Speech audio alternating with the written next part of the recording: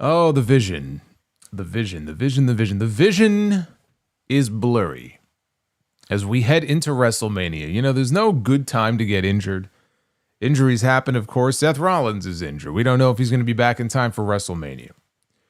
As it turns out, Bron Breakker went under the knife, had surgery for a hernia that he was already dealing with, but I guess last week it was made worse when he overturned the announce desk when he was in a fit of rage coming out of the Royal Rumble. And apparently that just exacerbated the injury, and it was serious enough that he had to go ahead and have surgery for it. So Bron Breakker is questionable for WrestleMania. Apparently WWE sources believe that they're very optimistic that he'll be back in time, but there's no guarantee. And so the vision is, this vision is cursed. That's what the vision is. The vision is cursed. So with Bron Breakker out, we will see what direction they take his story in should he make it back in time for Mania. But as with last week, CM Punk was part of the best segment of the entire show.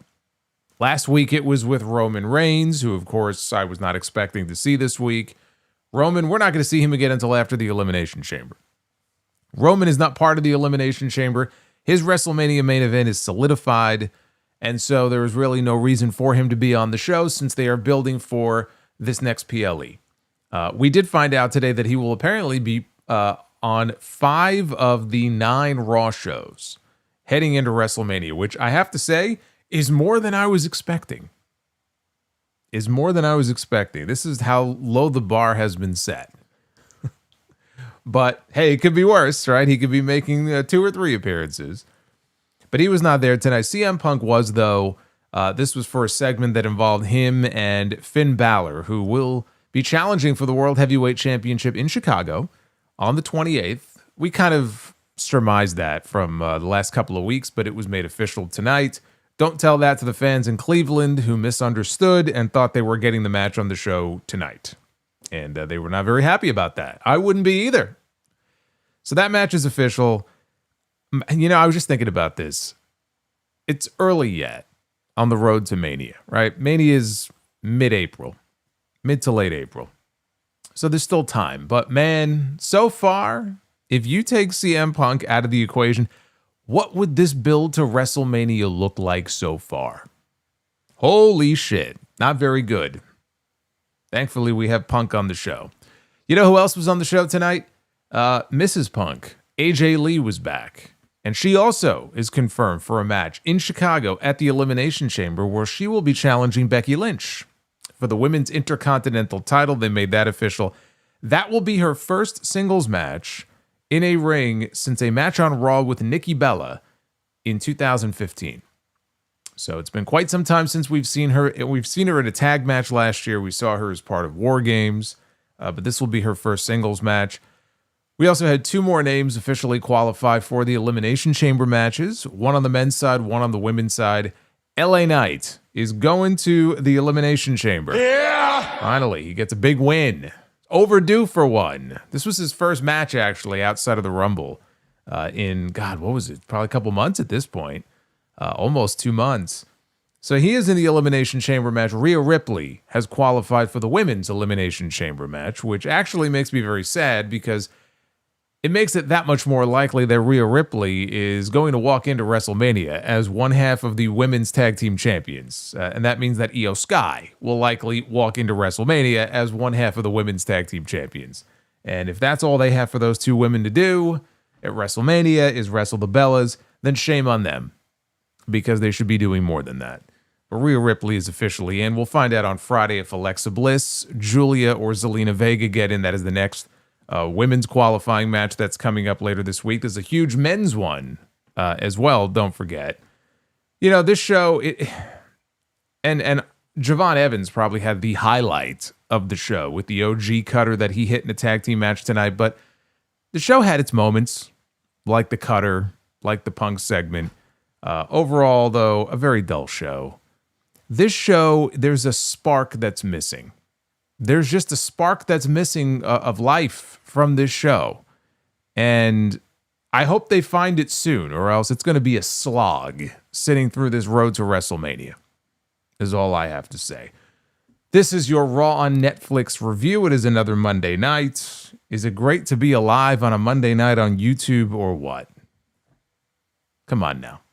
It is Monday night. It is February 9th, 2026. I am the Solomonster. Thank you guys for hanging out with me yet again, as you always do. Hit that subscribe button and hit that like button as well.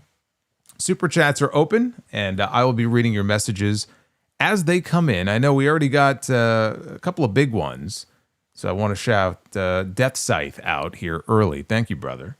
And I also want to give a shout out to XO in the chat. We're all thinking about you, brother. I know you've had a very tough day, but hopefully we'll take your mind off it here for the next 90 minutes or so, 2 hours, whatever it may be. And also, we have to spin the wheel because we will find out what the likes goal is. Hit that like button anyway, but we'll find out right now what the likes goal is. If we are going to do Be the Booker later, that is how we start things out here. We will take this here for a spin. See where it goes. 350. That should be doable. That's less than what the goal usually is. 350 likes is the minimum goal here for Be the Booker. So you guys know what to do. Get to it. You know, I realized we had another Obafemi video package tonight and still have no sense of exactly where he's going to land. Again, the belief is that he'll end up on Monday Night Raw, but they're playing it like the general managers. They both want to retain his services, so we still don't know yet. But I realized that we still have not heard anything from or about Royce Keys since the Royal Rumble. We'll see if they mention anything on NXT tomorrow night or SmackDown on Friday, but ever since the Rumble, it's just been silence on Royce Keys and where he's going to end up. Let's get into the... Oh, by the way, there is a brand new super chat as well. It's the announcement is pinned in the chat, but you could also find it in the description down below. So there is a brand new one. They came on the air tonight. They were in Cleveland. Someone once said Cleveland rocks. Cleveland I have not been to. I've been to Chicago, which is where CM Punk is from. I've been to a lot of places. Cleveland is not one of those places that I've been to. I know they have the Rock and Roll Hall of Fame. What else do they have? What else would I do or visit in Cleveland if I ever went to Cleveland? You guys let me know. Just in case I ever end up. And maybe Hog will run a show in Cleveland one day. But CM Punk came on the air with a shot, Punk came on the air. I don't even know what I'm saying anymore. He came on the air with a shot of tequila. He's fucking straight edge. What am I talking about? Anyway, he was walking in the back, and guess who he bumped into? AJ Lee. Just like that. We haven't seen AJ in what feels like months, and there she is. Magically appears backstage, and she's walking with her husband. Then it was to ringside, where Michael Cole informed us that Bron Breakker was injured last week in training. They said that he doesn't even know what the nature of the injury is, but he underwent surgery and he is going to be out indefinitely. So that is what they informed us at the beginning of the show. Again, I don't believe the training story is accurate, but the injury is very real, unfortunately. And then it was the Women's Intercontinental Champion Becky Lynch, who was out to the ring to tell us that there is only so much disrespect that one woman can take. Duff's Vids, you might be onto something. He says maybe Solo has tequila off camera. Maybe it's in this cup. I never do tell you what's in the cup. You never know what's in the cup from one night to the next. It's Monday night, though. It's a little early in the week to be off the wagon. But, you know, it's always, hey, it's happy hour somewhere in the world at all times. You never know. But Becky Lynch is in the ring, and she's like a crazy woman here. Cannot take all the disrespect. When she sees that AJ Lee has come back, it just drives her nuts, because she saw AJ walking in the back, and it just drives her nuts. So, of course, this brought out AJ Lee, who came skipping out to the ring. Becky wanted to know what she was doing here on her show. AJ said that she's not here for Becky. She's here to support her girl Maxxine, who's got a match against Nattie later in the show. And then she was going to maybe hang out in catering for a while, maybe. Becky said that, look, I get your whole shtick. You come back, you're all cute. She doesn't find her very cute. She's like a little chihuahua who keeps barking, keeping her awake at night. And she's ruining her life. And AJ could not understand this. I don't understand why. I haven't even done anything to you other than, beat you at WrestlePalooza. And then again at War Games. And I guess I was there and helped cost you your title against Maxxine. But to her, it's all water under the bridge. Becky was having a nervous breakdown. She was trying to act very maniacal here. Asking AJ, what is it going to take to get rid of you? She said, Elimination Chamber. It's in AJ's hometown of Chicago. Is that what you want? She wants Becky to splatter her brains on the ground and ruin her life like she did to her. Is that what you want? So AJ pointed out that I haven't had a singles match in over a decade. And it would have to be something really big. She wanted it to be a title match. And Becky outright refused. She said, nope, you don't deserve a title shot. You're not even full-time here on the Raw roster. I agree with Becky. We don't need any part-time champions here. More so world champions, but we could expand that out to all the titles. Doesn't just have to be the world title. So she said no. And AJ said, well, okay, I guess I'll just go back to Chicago then. So Becky suddenly had a change of heart. That's all it took for her to change her mind. She was very insistent that the answer was no. And as soon as AJ threatened to go home, that was her big threat. Okay, well, I guess I'll just go back home. All of a sudden, Becky changed her mind. It didn't take a lot to get this woman to put her championship on the line against AJ Lee. Makes no sense, but whatever. So she agreed to put her title on the line against her at the Elimination Chamber. But if AJ thought that she was held down by the man before she left, she had no idea what she's in for. Welcome to the big time. For a moment there, I broke out into the cold sweats. I thought Tony Khan was booking this show, and we were going to get an eliminator match at the Elimination Chamber. But thankfully, if you're going to do the match, you may as well put the title on the line. AJ really hasn't done anything to deserve a title shot, per se. But she did point out that she, beat Becky at WrestlePalooza, and she beat her in War Games. So at least there's that history there. She's gotten some wins over the woman, and so now she's going to get a title match. I wasn't expecting to get it this soon. I don't necessarily mind it, because instead of just dragging it out until WrestleMania, we can get the first match between them at the Chamber. And then it gives them a reason to run it back for a second time. So, I don't mind it. Keep the story moving along. I saw somebody in the chat before. We'll get to the super chats later, but I saw somebody in the chat before mentioned Jessica Carr. And I had a similar thought where they had this story going with Becky that was very hyper-focused on referee Jessica Carr. And they haven't really gone back to it recently. But I would imagine that we might see that revived. And I could see her being brought into this in some way. Maybe if Becky tries to get herself disqualified or something. I'm sure Jessica Carr is going to be the referee for their match. So I could see her being involved in the finish in some way. And then that leads to a rematch at WrestleMania. And in the end, they probably are going to put the title on AJ Lee. I don't see that happening necessarily in Chicago. So that match has been made official. And we'll be getting that very shortly. The other thing I also wanted to mention here about this segment, and I like Becky, and normally she's very good in these segments. She was trying way too hard to act crazy here, to the point where it was actually like distracting how much she was overacting, trying to be crazy and psychotic here in this segment. Jimmy Uso is back. We haven't seen Jimmy in a while, first time in many weeks. He was back to tag with his brother to defend the World Tag Team titles in this booming tag team division that we have here on Monday Night Raw. Booming as in, yes, it went boom and basically exploded into a million pieces and doesn't exist anymore. But they put the titles on the line against the Alpha Academy, Otis and Tozawa. Jimmy and Jay both coming out to Jay's music, which, if you pay attention to the lyrics, it doesn't really make a whole lot of sense for the two of them to be coming out together to this music. But Jimmy's a very good brother. I don't think Jimmy cares. Jimmy's got a baby Uso on the way. I think the theme music is probably the least of his concerns.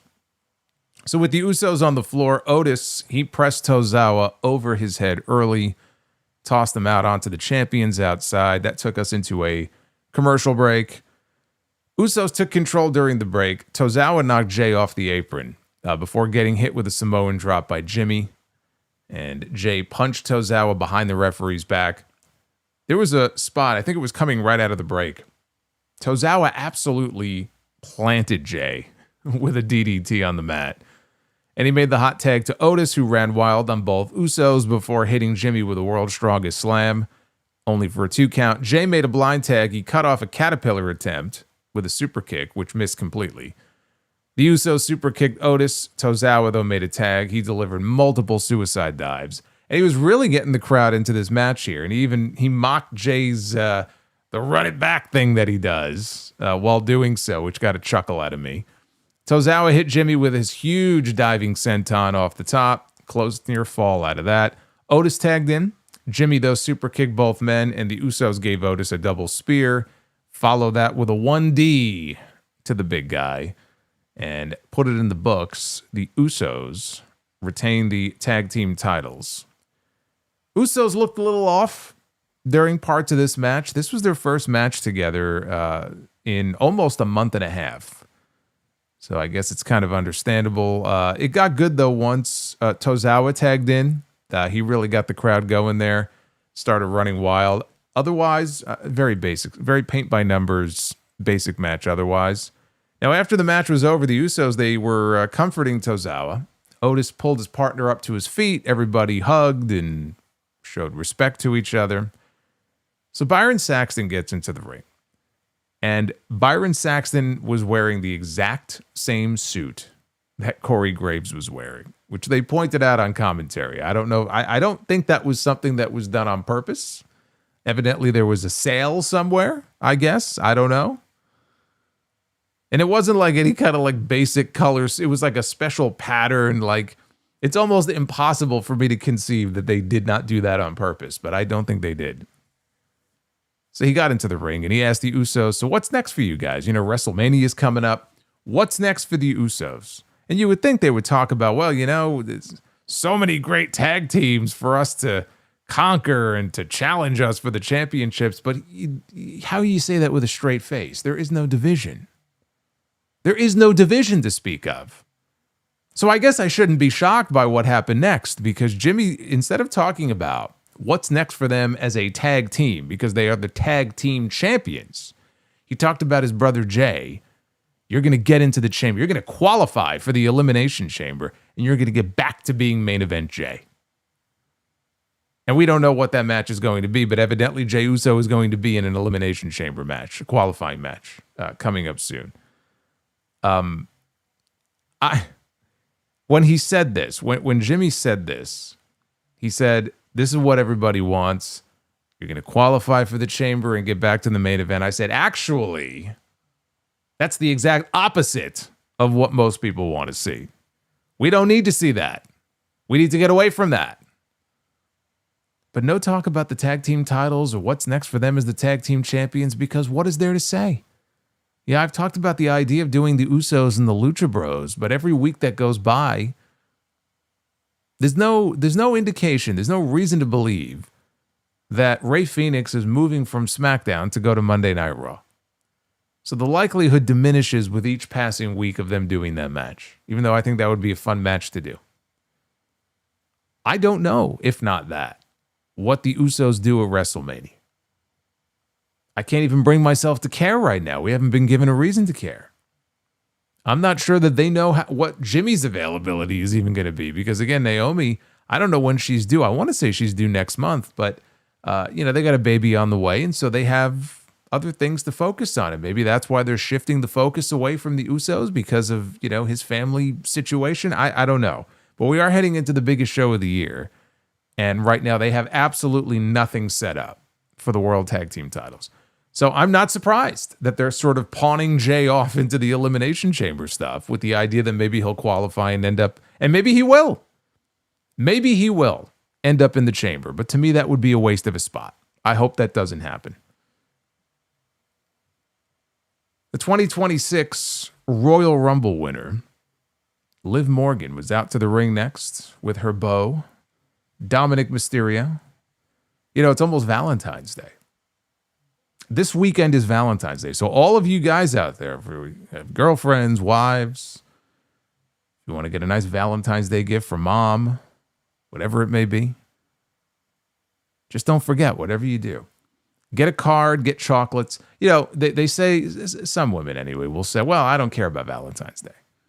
Nah, it's just, you know, it's a holiday for corporate greed and to sell greeting cards and chocolates. I don't care about Valentine's Day. Do yourself a favor.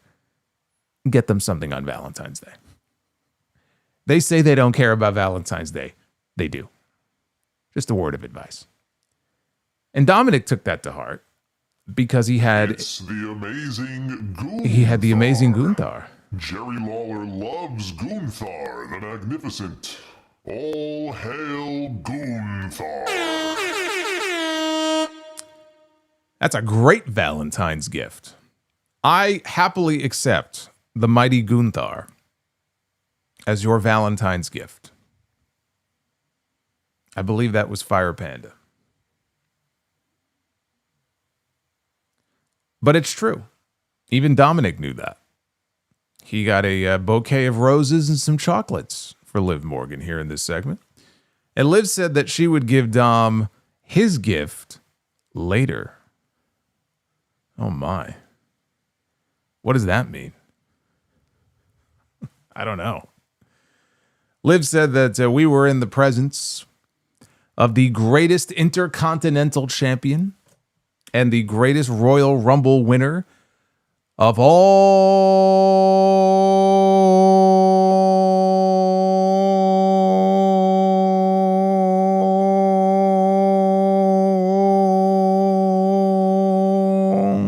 time. All time. Even better than Ric Flair in 1992. Last week, she said, she put Jade Cargill and Stephanie Vaquer on notice. And they're afraid of her because they know whoever she chooses is going to lose their title to her at WrestleMania. So she waited for a long time, right? Like she was waiting for someone to come out. She was waiting for something to happen. And she's waiting. And so then she walks over to Dom and she gives him a hug. And you could tell they're kind of talking to each other. So then Dom goes to speak. And then finally, there is a loud, what they call concussion. It's like a sonic boom. Okay. It's like, I thought for a second, I legit thought Kane was coming out. Remember how Kane's pyro? This was more so, I think, during that 2002, 2003 period, especially in 2003, when he came back unmasked with the towel on his head. He was all chained up. And they went through this period where you wouldn't hear any music. The announcers would be talking, and then boom, you'd hear that boom, man, and the fucking flames would shoot up. And I am convinced that they did it as a rib on Jim Ross. I am absolutely 100% convinced they did it as a rib on Jim Ross. And Dom got scared. Yes, he did. Dom jumped. There was a jump scare here for Dom. But back then, especially when they moved the announcers for a while on by the stage, they moved Lawler and Jim Ross. They would do it to JR as a rib. Because sometimes he'd be like on camera speaking, and then they would hit it out of nowhere, and he would you could see, it scared the fucking shit out of him. And I could just picture Vince in the back. We got him again, pal. Legit the only reason they would do that. But they hit the concussion here, and out comes Stephanie Vaquer, the women's world champion, to her shitty generic music. And to call this a downgrade does not even do it justice. It's so bad. For someone who's supposed to be a big star on this show, it is so bad. So Stephanie gets in the ring and she tells Liv, "You talk too much." So I hope that Matthew was listening, and we'll hear that on the next Botchamania. Shout out to Matthew. Yeah, I did an interview with him many years ago. Old school. Yeah, you can find it here on the channel. If you search for Solomonster Matthew or Botchamania, good old chap. Did an interview with him many years back. And then after that, she spoke in Spanish, and Liv wanted to know. She asked Dom, what did she say? And Dom said, I don't think you want to know. So he spoke to Stephanie in Spanish. And then Liv wanted to know, what did you say? And Stephanie cut her off and said, I'll tell you what he said. He said he's a little bitch. I don't think that's what he said. I think she's lying. Liv said that she thought she would give Stephanie the shirt she was wearing, which said, Hot Girls Love Dominic Mysterio. But in looking at her, she doesn't think Stephanie qualifies for the shirt. Stephanie said that she hopes Liv picks her so she can kick her ass at WrestleMania. And she went to go leave. Liv said that's what she wants. You want me to rush my decision. But she's not going to do it. And if you don't like it, you can cry about it, puta. She called her puta. And this greatly upset Stephanie Vicaire, who started yelling at her in Spanish until Dom walked over, and he got slapped. The weakest, safest slap that you will ever see. This was no Stephanie McMahon slap, I'll tell you that much.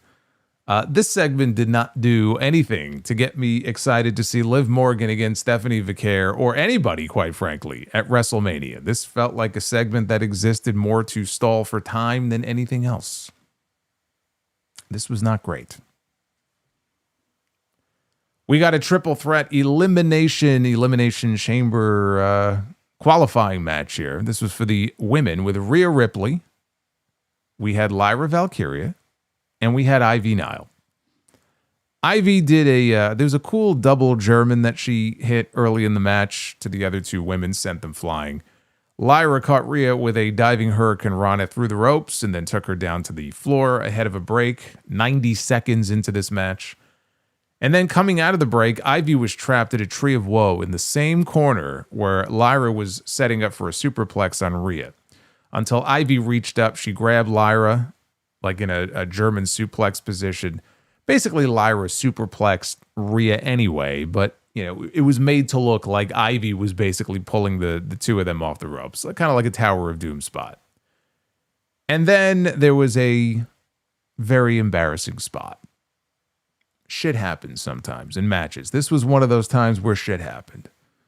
So what they were trying for here was Rhea got Lyra on her shoulders, and she turned her back at the time that Ivy was climbing to the top. And what they were attempting to do here was the old Steiner Brothers top rope bulldog spot.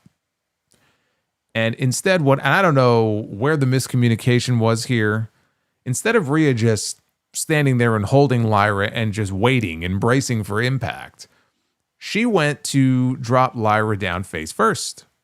And so as Lyra is going down face first, Ivy Nile is now in mid-flight. And Lyra goes face first down on the mat, and Ivy just goes flying over Lyra. Totally there was nobody there. I don't know what happened. I don't know where the malfunction at the junction was here or whose fault it was, but it looked very bad. And I'm sure they were not very happy with it either. The old flying nothing, as I call it. I hear that was Frank Gotch's old finishing maneuver back in the early 1900s. He was the one who popularized it. I guess they brought it back tonight. So later on, Ivy got Lyra trapped at a dragon sleeper until Rhea broke it up with a headbutt. Ivy came back with a backstabber to Rhea. There was a sunset flip spot that did not go according to plan here, where Ivy tried to take Lyra over. Lyra ended up, she didn't really go, and then she just kind of went backwards herself. Anyway, Lyra got Ivy up on her shoulders for Nightwing. She nailed Nightwing and had the match won until Rhea came charging in with a running knee strike. She blasted Lyra with it, and then she hit Riptide on Lyra and pinned her to qualify for the Elimination Chamber. And I think the biggest surprise of the entire match for me, honestly, was the fact that it wasn't Ivy Nile who took the losing fall. It was Lyra Valkyria. They protected Ivy from taking the losing pin. And Ivy had a few moments in this match where she was able to, get some shine on herself. So outside of that one embarrassing spot, which again may or may not have been her fault, I don't think it really was. But I'm sure she when it was over, I'm sure she was like, fuck. Because how many opportunities in matches like this does Ivy Nile get on Raw? And then something like that happens, and of course that's going to stay in people's heads, and that's what they're going to be thinking of when the match is over. And she doesn't know when the next time is that she's going to have a match at all on Raw. So I'm sure she must have been frustrated about it, but at least she had some moments of, highlights for herself here in this match, like the double German suplex. The problem with this match, though, is the crowd just wasn't really invested in it. Obviously, they like seeing Rhea because she's super over, but they just weren't. I don't think they were buying the fact that anybody other than Rhea was winning this match. And as soon as you saw who was in the match, I mean, you and I both knew who was going over here. So it's hard, it's hard in those types of situations sometimes for people to really get into the match. And Ivy is someone who rarely, if ever, is even featured on Raw. So that doesn't help. But again, it worries me that Rhea Ripley is going to the Elimination Chamber because to me it doesn't guarantee, but it makes it that much more likely that she and Io Sky are going to potentially go into WrestleMania as the women's tag team champions. And it could very well be Rhea and Io against the Bella Twins, when I just feel like it would just be a waste of a WrestleMania match for the two of them. Now, there is a chance they're going to be defending their titles on Friday. SmackDown's on Sci-Fi, by the way, don't forget. For those of you in the States. If you're international, this doesn't apply to you. You could just watch it on Netflix. But they are going to be defending their tag team titles against Nia Jax and Lash Legend. Could they lose them on Friday? They could. Sure, it's possible. It's unlikely. I wouldn't mind it. If it gets the belts off them, I wouldn't mind it. What I had suggested was that I would rather see them drop them to Bayley and Lyra. And then you could have Bayley and Lyra defend against the Bellas. You could have a multi-team match with the Bellas involved. You could do whatever you want. But I would rather see Io Sky, if not wrestling Rhea Ripley and doing a match between them. Like, I don't know where they're going with Asuka and Kairi. And so, you can branch off and have any number of matches. You could do a singles match with Asuka and Io, which we still never got that big singles match between them. There's any number of things I'd rather see. I got my fingers crossed. I don't want to see them go into WrestleMania with those tag team titles. But that now officially makes Tiffany Stratton and Rhea Ripley as qualifying for the Elimination Chamber. Again, on Friday, we'll find out if it is Alexa Bliss, Julia, or Zelina Vega. It's going to be Alexa Bliss. We'll find out Friday. Now, backstage, Dominic was still holding his face, which looked completely ridiculous after that weak-ass slap that he took. Liv told him, at least you got good news that you're going to be in a chamber qualifier match next week. And he said, they also told me I have to defend my Intercontinental title. He didn't say when. Finn Balor was sitting nearby. He was spaced out. I don't know where he was, but he didn't look very happy. And Dom said, look, he knows he's still bummed about losing to Punk in Ireland, but JD is going to be back soon. JD McDonough is going to be back soon, and you guys can go after the Raw Tag Team titles. And Balor said, look, I thought I told you, I'm not done with Punk. I'm going to win the World Heavyweight title. Dom said, well, everyone's kind of talking about Punk and Roman at WrestleMania. I think your window's closed. Balor said he's tired of being an afterthought. I thought we were supposed to be family. More Judgment Day drama. Stop me if you've heard this story before. So when they came back from break, Michael Cole was in the ring. And he was talking, really hyping up, in his words, what may be one of the biggest WrestleMania main events of all time. Man, it takes me back to the COVID era when we had Edge and we had Randy Orton in the ring, and who was it? Charlie? Was it Charlie? She's in the ring and she goes, this might be the greatest wrestling match ever. I still can't believe they did that. But you know what? There is something to be said when you promote something, anything, a match, in such a ridiculous, over-the-top way. People still talk about it and remember it years later. Like, that just popped in my head, and that match is, 5 or 6 years old now? Actually, it ended up being a pretty good match, too, even though Edge got hurt. But I still sometimes think about that. And just the way she said it, too. And then I think it was it Edge or it was one of them. I think it was Edge. Like when she said it, just kind of looked at her like, what? What did you just say? No pressure. No pressure. So when they came back from break, as I said, Cole was in the ring. He was getting ready to interview CM Punk. He was going to bring out the World Heavyweight Champion for an interview. Didn't get the chance, though, because Finn Balor slipped into the ring.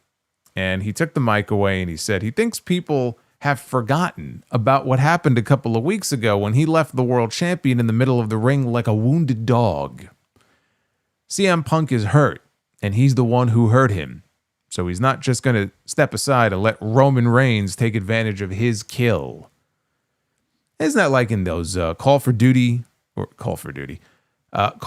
game? I just changed the name of the game. But is it like in those Call of Duty games? What is it? Kill Confirm? Where you kill somebody, you got to get their tag. And then some motherfucker just comes in front of you and takes the tag instead. Don't you just hate that shit? That used to piss me off when I used to play that game. Like, you earn the kill. At least let me go get the tag. And then somebody just swoops in and takes it away from you. See, that shouldn't be allowed. So he was comparing that to, and he could be a gamer for all I know. Maybe that's where he was coming from with this analogy here. But he said Roman is not going to take advantage of his kill. But he goes, it wouldn't be the first time that Roman took advantage. He goes, oh, I haven't forgotten. Roman took advantage of the top rope breaking when I had him beat in the middle of the ring. Oh, believe me, we have not forgotten. Nobody has forgotten what happened on that show. He said he's tired of being an afterthought, or as he said, an aftertaught. That's what he said. He wants CM Punk, he wants the world title, and he wants it at Elimination Chamber. Punk beat him on his home turf, fair play. He goes, now I'm going to beat him on his. So Adam Pearce came out, the killjoy that he is. He's flanked by security, said that they already had this conversation. You had your shot. We're on the road to WrestleMania. It's too late. And Balor said, oh, like it's too late for me to be in the Royal Rumble, huh? See, if I were him, I would have pushed him harder on that. At least he brought it up, but he didn't really pursue that. So he says, look, CM Punk and Roman Reigns, they are part of the WrestleMania main event. The World Heavyweight title is spoken for. Leave the ring. Let Michael Cole do his job and interview the champion, or I'm going to have my men escort you out of here. Yeah, because, I mean, that always works out so well. Solo in the Call of Duty lobbies had to be epic moments. Yeah, epic is one word for it. Losing his mind would be a more accurate description. Can only imagine it's probably gotten 10 times worse. I haven't played that game in years. So CM Punk's music hits. Champion power walks down to ringside. He's stopped by Adam Pearce. Punk got into the ring anyway, right as Balor stepped outside. And he stood up on top of the announce desk. Punk told Balor, look, you're not an afterthought. You're the first thought. But you don't deserve a title shot. You deserve an ass beating. So come off that table, grow a pair, be a man, and see what happens when you step into this ring. Balor told him, no, I'm not going to fight you for no reason. Put the title on the line, and I'll finish what I started 2 weeks ago. Punk says, Cleveland would like to see you try. Come on, Finn, let's go. And now the crowd here in Cleveland, they're getting all excited. They think they might actually get a match out of this. And Pearce shut that shit down. He said he's not putting the WrestleMania main event in jeopardy. Punk got right up in his face.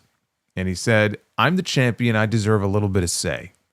Either give me what I want, or I spend the rest of this show chasing him down. So finally, Pearce relented. And he said, fine. CM Punk, Finn Balor, for the World Heavyweight Championship at Elimination Chamber. It is official. And they booed the shit out of this because these people thought they were getting the match tonight. Because at some point during the promo, Punk was the one who said, we could do it tonight here in Cleveland. Let's go. Right? And Pearce said, no, no, no. So then when he finally said yes, they thought, oh shit, we're getting a title match tonight. And when they realized that Cleveland wasn't getting it. Chicago was getting it. They were very upset about this. So they set themselves up for that one. So Balor left, and Punk just stared at Michael Cole, who was still standing there in the ring, and he said, look, if you've got a question to ask me, I'm sure Cleveland would love to hear it. Cole said, actually, I do. What are you doing? He said, why would you jeopardize one of the greatest main events in WrestleMania history for that? Which, the way it came off like he was completely burying Finn Balor. He's like, why would you jeopardize the match that people actually want to see for that? I'm like, holy shit. First Drew McIntyre and now Finn Balor just buried beneath the earth here. So Punk says, I'm not jeopardizing anything. He says, what I'm doing is chasing something, and that's greatness. He's being the fighting champion that these people deserve to see every Monday night. He said 434 days as champion, and he's just trying to be 1% better than he was back then. He will fight anyone, anywhere, anytime to prove that he is what he says he is, and that is the best in the world. He's brave enough to know that without risk, there's no reward. He's humble enough to know that it could all end any day, in any city, in front of any crowd. But he's also confident enough to know that, ladies and gentlemen, that shit ain't gonna happen. Roman Reigns, you say you hate me. And I don't believe that. How can you hate me? I don't even think you hate what I'm trying to build. I think you hate that you know you can't do a damn thing to stop it. There's one way WrestleMania ends. That is with my hand raised and still heavyweight champion of the world. And the fans finished his promo for him and they all chanted CM Punk.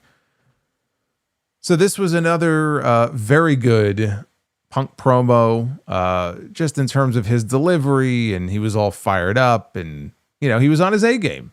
You know, when you give him something, you know, good to work with, then he takes it and he turns, you know, chicken shit into chicken salad. There ain't a damn person in the world who thinks Finn Balor's got a prayer of walking out of Chicago as the world heavyweight champion, and this is nothing but time filler is what this is.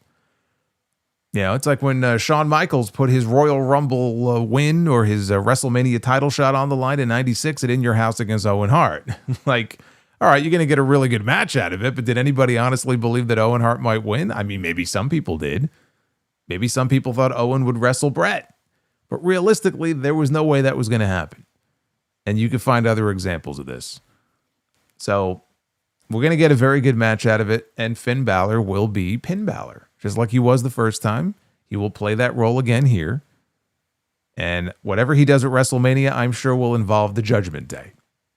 And maybe Dominic Mysterio, and maybe another title, maybe the Intercontinental title, but it will not involve the World Heavyweight Championship. And because Roman Reigns is not going to be around for a few weeks, Punk needed something to do. You know, he needed someone to play off of. That person is Finn Balor. And that's fine.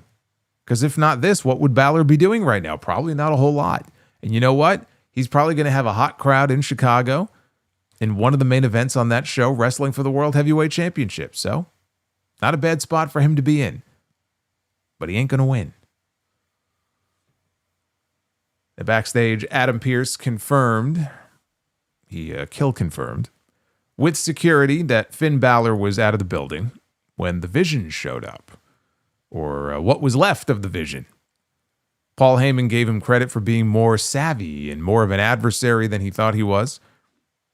Because you pushed and you pushed and you pushed. And Bron Breakker, his buttons were pushed so much that he went home, he worked out until 5 a.m, deadlifting more weight than any human being alive should ever try to deadlift on his own.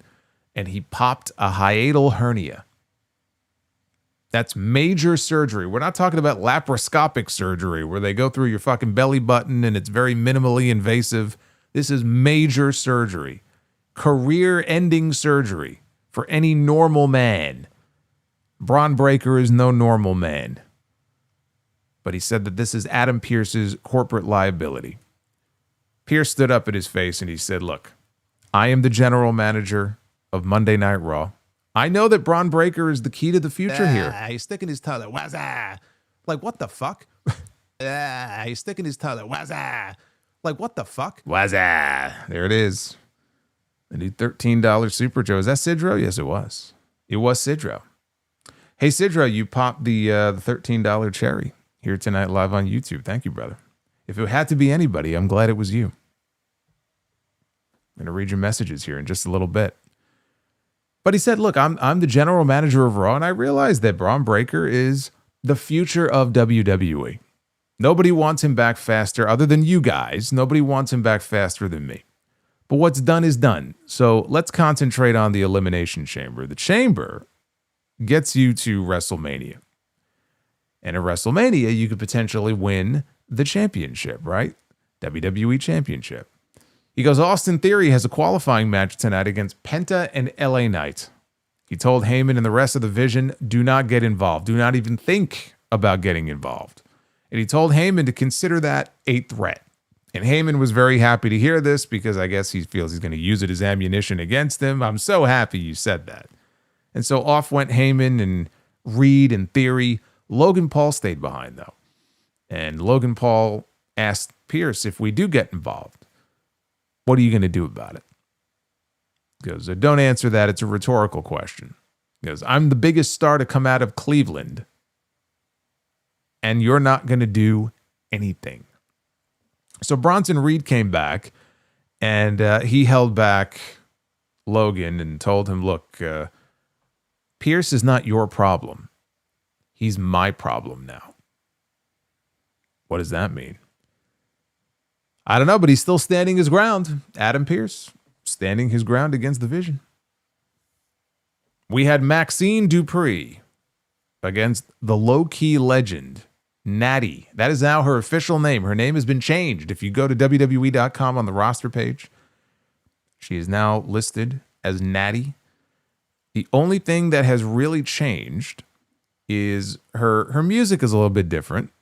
I mean, the opening chord is the same, but the music is different. And now when she enters, they shoot her from behind. There's no entourage or anything like she had on the Independents, but they're trying to change elements of her character here and her like appearance, her gear. I think she's got a mouth guard.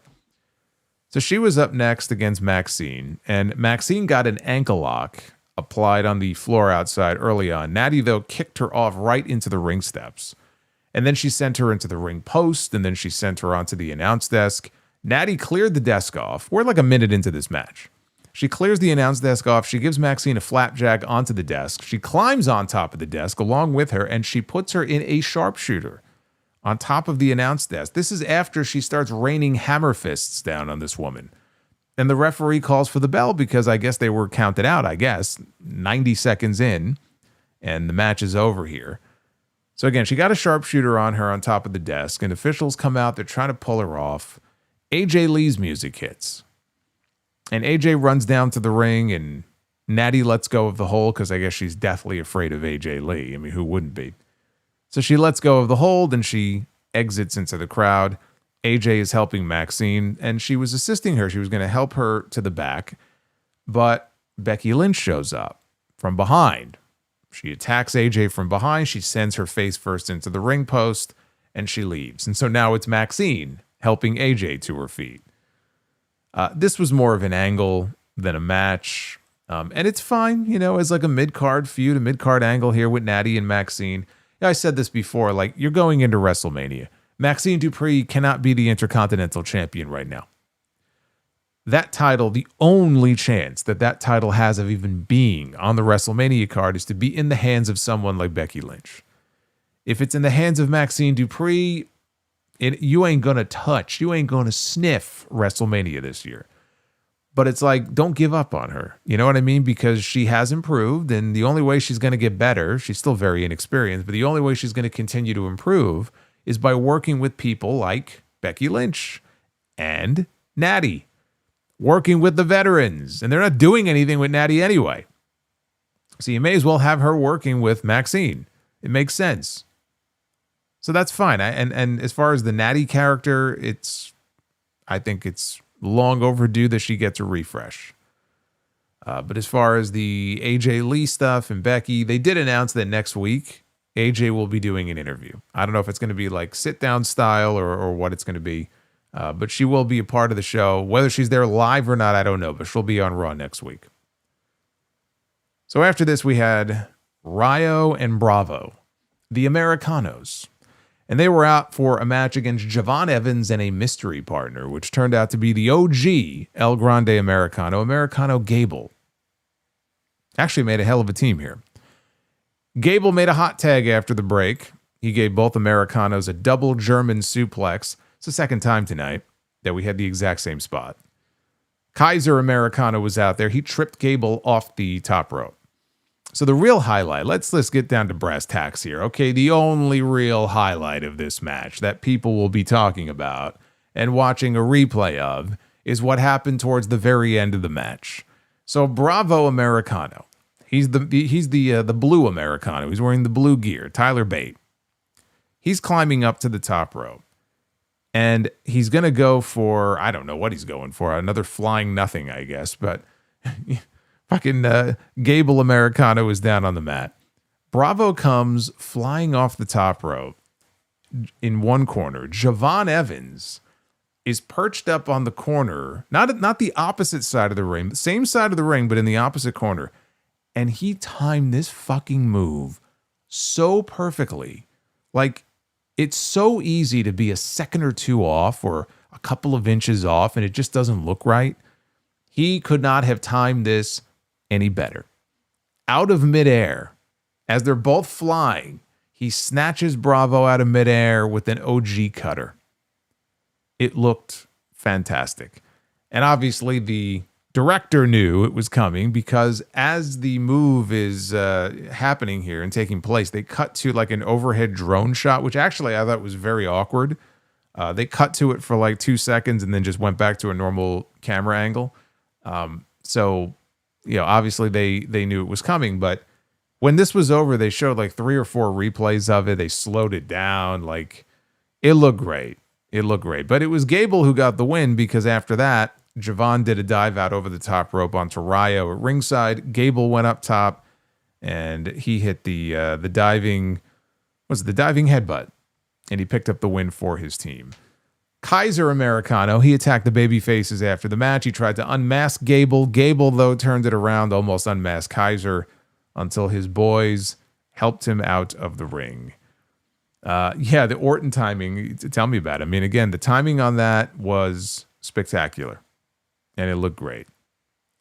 And as far as the Americano stuff, you know, again, middle of the card fare. It's going to be tough because WrestleMania is still over 2 months away, and I'm already like, all right, can we get to the match already? You know, between the two Americanos, they're not even out there cutting promos or anything, and I just feel like this is going to get very old very fast. And I think we all know this is building to a mask match. I mean, it has to be, and WrestleMania would be the place to do it. And then, and I've said this before, I would say that you unmask Gable in that match because Gable needs to be Chad Gable. Kaiser has hit on something that works for him, especially when he's down in AAA. It's not like Triple H is doing fuck all with him on the main roster if he goes back to being Ludwig Kaiser. Taking the mask off him would probably be the death knell for his career. He should be begging to keep the mask on. But when we eventually get the match, I would hope that Gable is the one who loses, just so we can get beyond this and they can do other stuff with him. We got a new video package on Obafemi. So he was not physically on the show. We got a video with him. He talked about how people fear change. People that don't adapt perish. For a long time, people have been talking about change. The change is coming. He goes, change is here. But you'll have to wait a few more weeks, I guess, to find out what brand he is going to land on. Maybe he'll be back on the show next week and he can squash another tag team. Or better yet, you could just run the War Raiders back out there and he can beat them up again. They had highlights from Gunther's segment last week where he was mocking AJ Styles. Dragon Lee ran out to attack and he ended up getting choked out. So we come back live in the back and Gunther is just standing there and he's laughing. And he tells Byron Saxton he could not care less about Dragon Lee. He's focused on WrestleMania. And Byron mentioned that he's going to be in an Elimination Chamber qualifying match next week.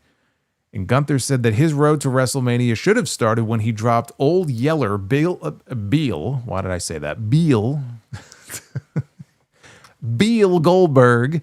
He dropped him out back, put a slug in the back of his head. That's where his WrestleMania road should have begun. His road to WrestleMania should have begun when he made John Cena do the one thing he vowed he would never do. His WrestleMania road should have started when he put AJ Styles to sleep. But instead, it starts next week. But don't worry, he said. The result is going to be the same because he is walking out of WrestleMania as the brand new WWE Champion. And then we learn what the match is going to be next week. Are you ready for this? In an Elimination Chamber qualifying match. Don't you get me started now. Beal Goldberg. Goldberg. Oh, remind me. Let him stay in retirement. The match next week, triple threat. It's going to be Gunther, Javon Evans, and Dominic Mysterio. One of those three. He's sticking his tongue. WAZZZZAP. Like, what the fuck? He's sticking his tongue. WAZZZZAP.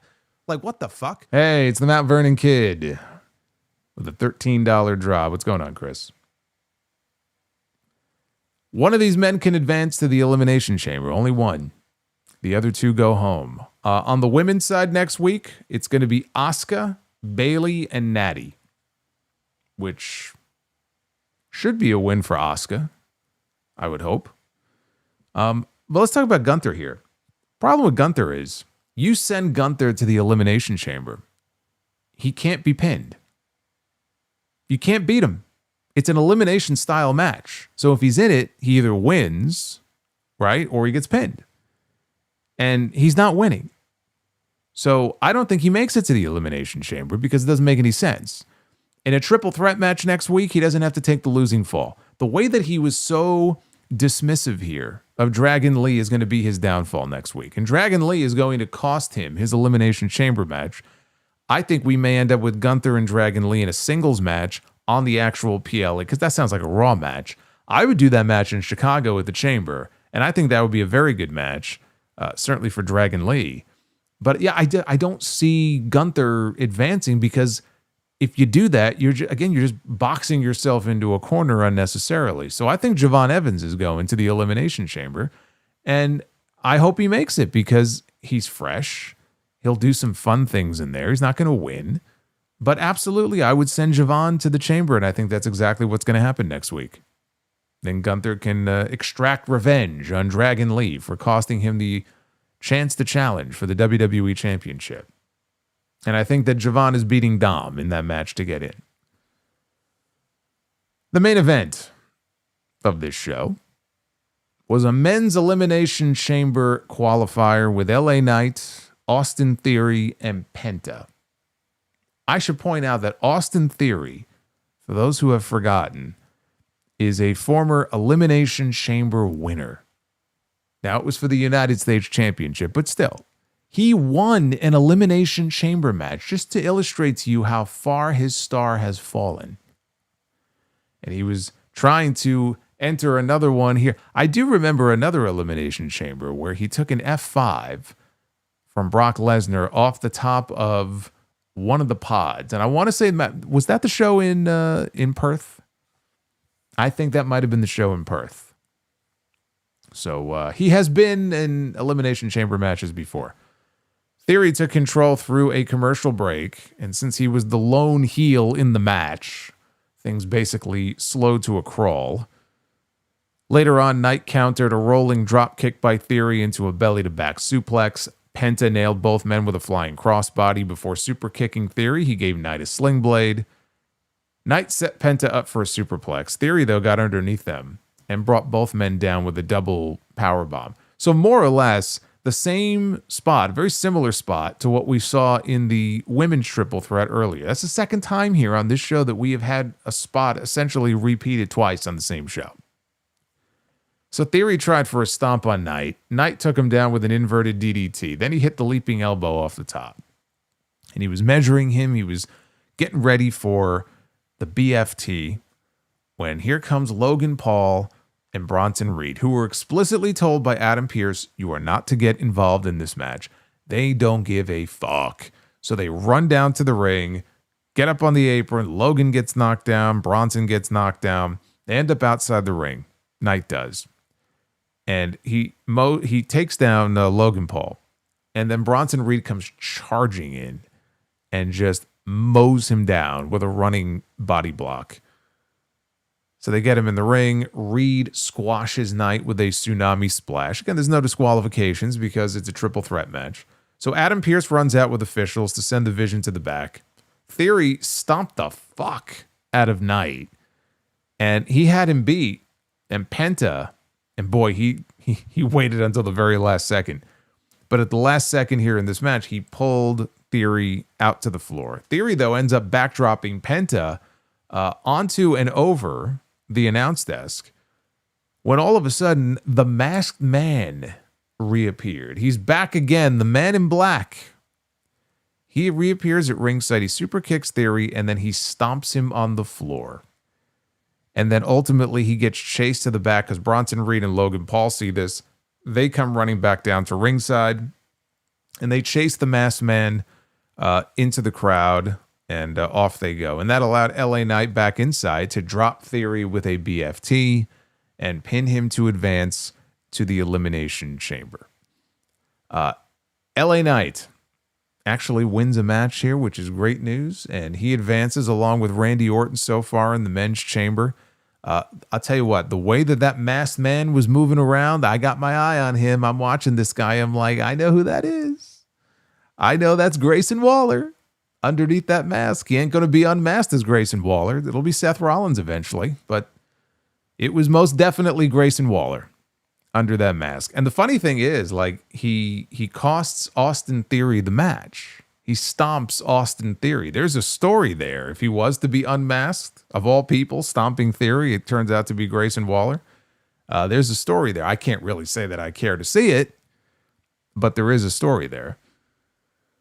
But as I told you months ago, Theory, what did I tell you when Theory joined the Vision? I said he joined the Vision more than anything else to be the fall guy. Somebody's got to lose matches for this group. Somebody has to be the loser of the crew. That is his job. He'll win matches here and there just to keep up some shred of credibility. But in these types of situations, they don't want to be beating Braun Breaker or Bronson Reed or Logan Paul. So who do you beat? You beat Austin Theory. He did his job. That was his role here in this match. I actually thought the outside interference, as tired as it is in this fucking company every week with this shit, it actually made things a little more unpredictable here, because coming into this, I'm sure most people looked at this and said, okay, LA Knight's going to probably win. He's got to be the favorite, coming into this match. And so what they try to do is they try to at least make you think that he might not win. Yeah, they try to make you think the Vision's going to fuck him over again and he's not going to get in. And then ultimately he did, because he should, because that's the correct outcome here. So we got two more names on this show who qualified for the Elimination Chamber matches. We got a couple of new matches made, title matches for the PLE. CM Punk had another standout night. But as I said, at the top of the show, overall, Raw just was very dull, and there is a spark that just is not there yet. And it's still early yet in the build to WrestleMania. Again, like I said, over 2 months left to go, but it's going to be here before you know it. This is the time of year that typically should be the most exciting period for WWE. I mean, I wish it was exciting all year round, but you're coming out of the Rumble, you're heading into the biggest show of the year. You usually get all your big stars back around this time, right? There's a lot of part-time stars, Roman Reigns, AJ Lee, Brock Lesnar, who reappear magically on television around this time. We've had a bunch of new NXT call-ups, Obafemi and Javon Evans. Maybe we'll get more. We'll see where Royce Keys ends up. I'm waiting for it to kick up into that next gear. I hope so, because otherwise, again, this road to WrestleMania is going to be very difficult to sit through. Now, Roman Reigns not being there and Braun Breaker being injured, I mean, Seth was already injured, but now Braun's hurt. That doesn't help. When you have injuries and you have to change plans all of a sudden because this person's not available, this person's not here, that doesn't help. But that's not the only reason. Now, when the show was over, at the very end here, they aired an in memoriam graphic at the end of the show for Jim Shank. Jim Shank was a longtime WWE production person. Believe he joined the company in November of '99. So, been there a long time. That was the month that Stone Cold got run down by Rikishi. That is when he joined the company. He passed away on Friday after a battle with cancer. He was only 60 years old. I think last month he just celebrated a few weeks ago his 60th birthday. In more recent years, he was their operator for their remote control and robotic cameras during the shows. And employees of the company, friends of his, talent on the roster, they all contributed. They had a GoFundMe, which I think is still up and running. But there was a GoFundMe that was set up that raised over $200,000. There was some new type of targeted treatment for his cancer that was still kind of in the experimental phase. I think it was being fast-tracked by the FDA, but it wasn't fully approved. So the family had to pocket the cost on their own. I guess insurance wasn't going to cover it. So they raised well over $200,000 to help pay for it. They thought it might help save his life. I know Vince McMahon alone, you can see his name is there. Vince McMahon alone, I think, donated over $120,000 to it. And my understanding is that he was in the middle. He had started this new treatment. I guess it was like 4 stages. And I think he was 3 out of the 4 stages in. It was going well, but then he died. So I don't know if there was some sort of complication. I don't know what it was, but unfortunately he passed away. So very sorry to hear that. And all I could say is fuck cancer. Fuck cancer. What did you think of Raw from Cleveland? 37.5% thumbs up for tonight's show. 32.2% thumbs in the middle. And 30% thumbs down. See, that's not the kind of score you want to see when you are on the road to WrestleMania. Not good. They need to do better.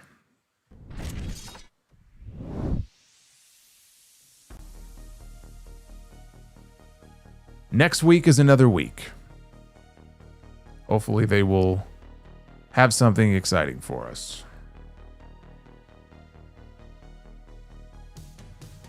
Take a look at your super chats here. We got a bunch of them to go through. Again, the goal for tonight was a modest one, and we hit that easily. We're almost at 500 likes. I think the goal was like 350, so definitely going to get some Be the Booker in here in just a little bit.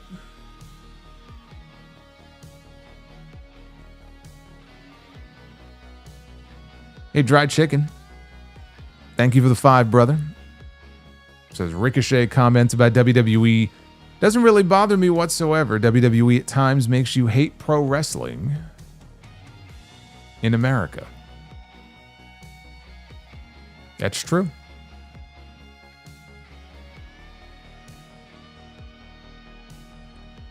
Also, I don't know if you heard it or not, but reportedly Triple H is facing internal criticism over WrestleMania ticket sales. Let's be honest, his less is more approach is not working. Or, it could also be the fact that they have priced a bunch of people out of going to the shows. I guarantee you, if they would have stuck to New Orleans like they were originally going to do this year, they wouldn't be having these issues. They would have more tickets sold by now for New Orleans than they do for Vegas. But out of their own greed, there's something like 20% behind, I think, from where they were this time last year. Because they're running the same venue. And I think they're like 18% or 20% behind in ticket sales. Good. Do better. Do better. GMB says, Solo, do you own a pair of lemon pepper steppers? I don't. I should probably buy, though. I could wear them to the next HOG show. See the commissioner coming out in his lemon pepper steppers. Groovy Goose, thank you. Dried Chicken says, Braun Breaker's injury is very unfortunate. If it's really bad, Breakker should focus on getting better and sit this WrestleMania out. If Liv Morgan keeps on saying GOAT, I'm going to have her start gifting her. I'm going to have to start gifting her some goat meat and goat cheese. Well, you know, Liv Morgan, I believe, has a farm. I think she has her own farm. Finn Balor should show up on TNA just to stick it to Adam Pearce, Triple H, and Nick Khan. He has nothing to lose.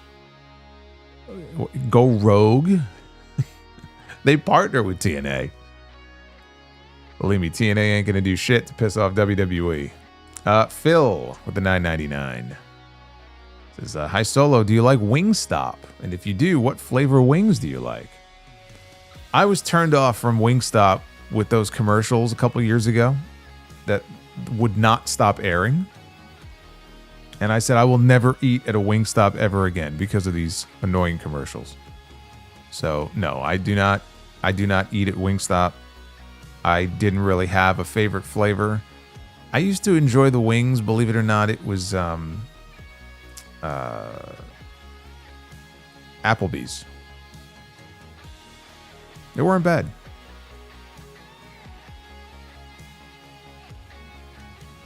Death Scythe. I love seeing those magenta chats. Says I can see Drew helping Sammy win on Friday. As punishment, Nick Aldis makes Cody and Jacob at the Chamber. The winner is added to the WWE title match along with the Chamber winner, but Cody and Jacob ends in a double pin. And we get a multi-man at WrestleMania. We're going to end up with a multi-man at WrestleMania. We cannot have Cody Rhodes and Drew McIntyre at WrestleMania. I actually think it makes it more likely that Randy Orton wins the Elimination Chamber, but whatever the final combination ends up being, we need a multi-person match at WrestleMania. And I usually would not be the one arguing for the WWE Championship to be more than just one-on-one. But for this year, it has to be. Chris O'Neill, thank you very much.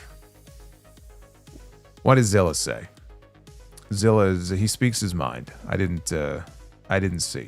Death Scythe, Goldberg once injured his hand punching a car window, and now Braun Breaker injured himself by flipping a table.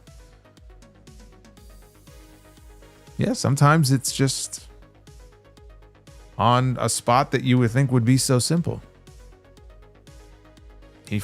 I want to know how heavy these fucking tables are now that they've reinforced. That wouldn't have happened if it was those old Spanish announce desks.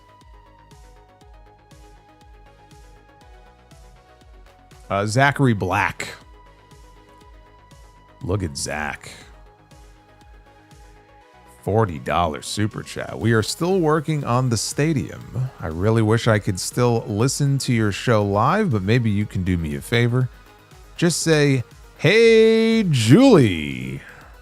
Like in the vein of that one Garfield Christmas special. I think I just said it even better. I hope that was sufficient for you. Hey, Julie. Well, keep up the good work, man. I know you're doing hard work there, Zach. Hopefully one of these days you'll get to join live, but I appreciate the support very much. Death Scythe. I predict after Punk retains at Elimination Chamber, immediately after the match, Roman beats down Punk in front of Punk's friends and family and AJ Lee, and he holds up the World Heavyweight Championship in one hand and holds a fallen Punk in the other by his chin. I don't see it happening that way. I mean, Roman could pop up at the Elimination Chamber, but I don't think it happens exactly like that.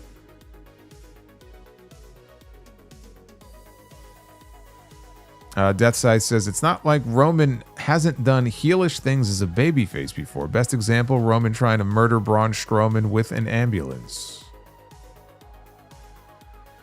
I mean, hell, Hulk Hogan tried to murder The Rock with an 18-wheeler and he got cheered at WrestleMania. Dry Chicken says, here's a spoiler at Elimination Chamber. Becky Lynch cheats to win, or she intentionally punches Jessica Carr, the referee, to get herself disqualified. I could absolutely see Jessica Carr being involved in some form or fashion in the finish of that match. They have to circle back around to that. There was unresolved issues between the two of them that were just dropped cold. And the Becky Lynch and AJ Lee feud needs more sauce and more seasoning. It needs to be a hot meal, not cold. Andre Jefferson. Rhea wins the chamber and faces Jade. You know, I did see that Bliss fan was very upset with that idea when that super chat came in. He does not support that at all.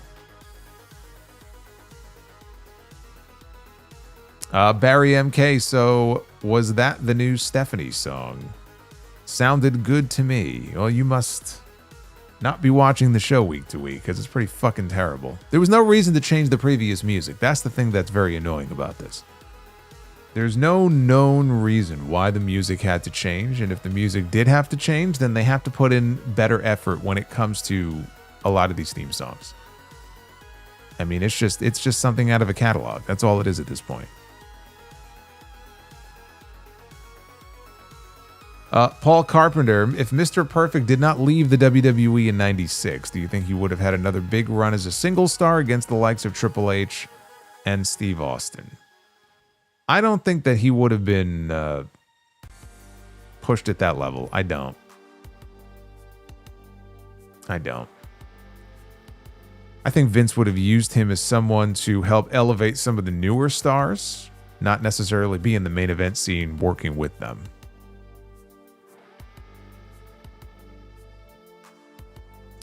Italian Stallion. Solomonster, best channel on YouTube. I'll give you a nice horn there for that one. I agree.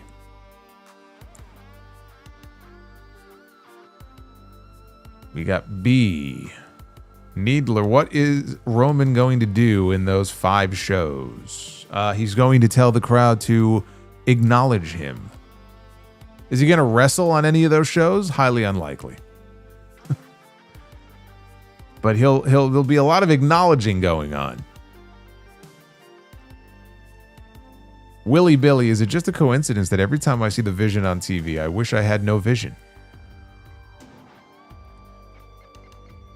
I'm telling you, right now the Vision is very blurry.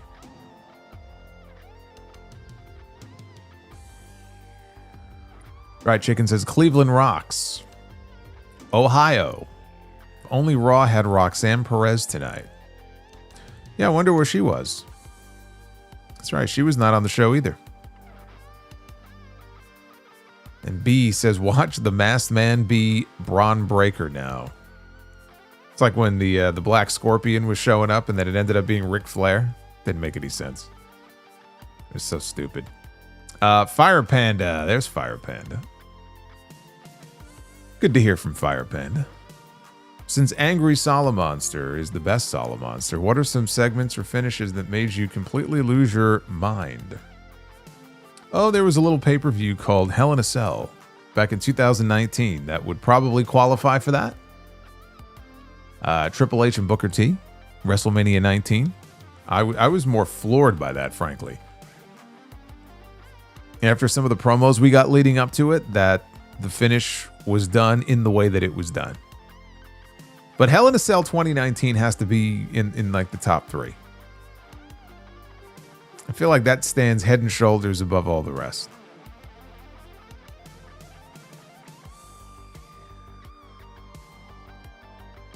I'll throw WrestleMania 39 in there too, frankly.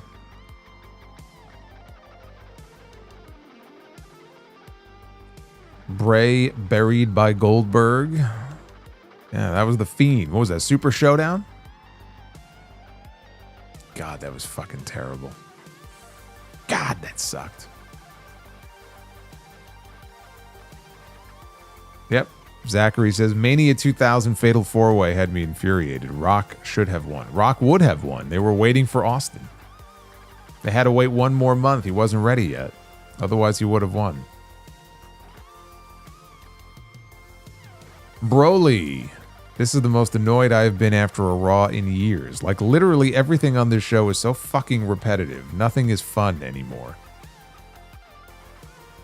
I'm not going to disagree with you. I said the spark is not there. There's no life to it. There's no life to it. They have like, it's like having a template, a copy and paste template every single week. That's what Raw feels like. It's a copy and paste job.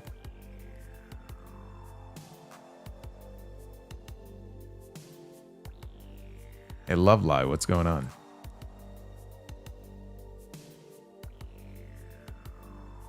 Oh God, Triple H beating Sting at WrestleMania. Yeah, there's another one. Forgot about that one. Super Pony, which of these three sports franchises is the most poverty? The New York Jets, the Cleveland Browns, or the Sacramento Kings? The New York Jets. The New York Jets. Awful. Retro KOH. Usos music during their entrance. It's just me, Us. My brother's a bitch. Broly says AJ Becky should be a serious, interesting feud, but instead they made into a fucking comedy act by having Becky act like a spoiled child. She was just overacting in the segment. I said she was trying too hard. It was distracting.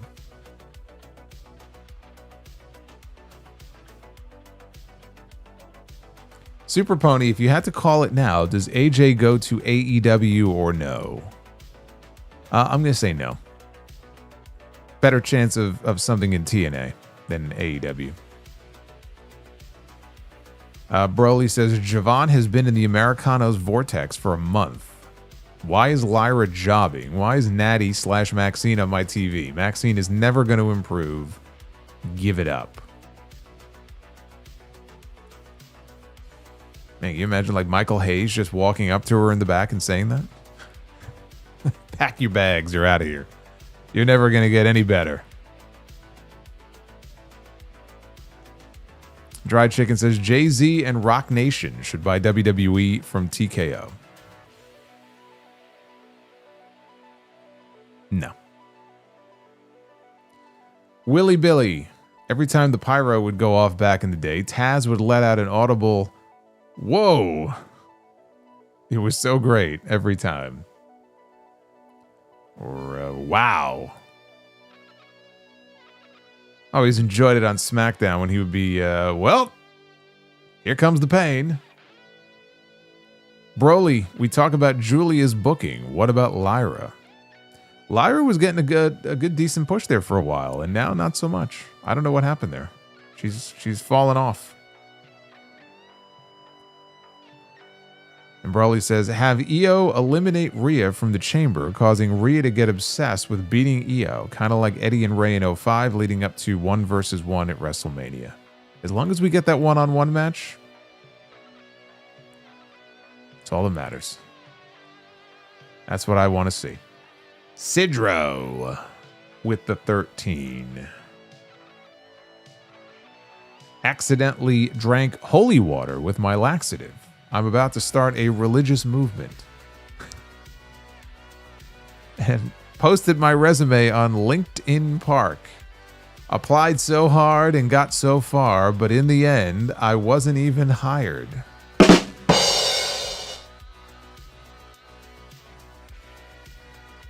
LinkedIn Park.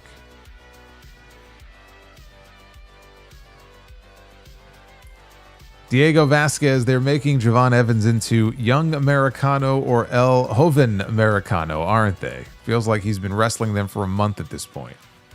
Well, that's the exciting vision of WWE Creative. Sidro says, did you hear about the mechanic who lost his legs? He's a handyman now. P.S. You could say that he went out on a limb. Well, he's on a roll here. Dried Chicken says, Becky Lynch character, her persona has reminded me of Jane Kazmarek, a.k.a. Lois, Roseanne Barr, and Archie Bunker. I don't think of any of those when I see Becky Lynch. Not a single one of them. Sidro. Doctor advised me to take 2 tablets 4 times a day. That's why I got arrested in the Apple Store. Which Lord of the Rings character never had toys? Legolas. I don't know who that is, so it didn't work on me. But maybe you guys know who that is. Legolas? Was that a character from Lord of the Rings? It's a terrible name.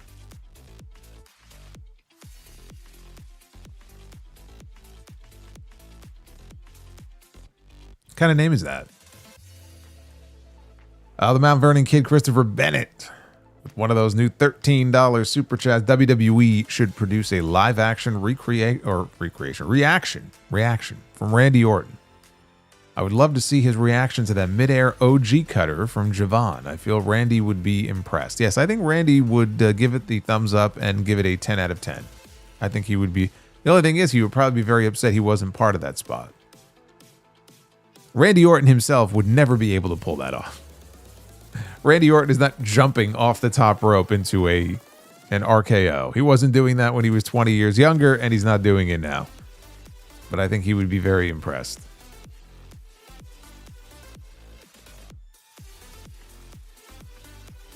Oh, Legolas? Is that the character?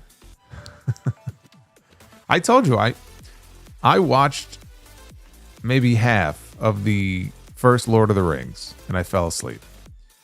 Because I was going to watch the first one, I was going to watch the Two Towers, and then whatever the third one was. I fell asleep during the first one. I never went back to it.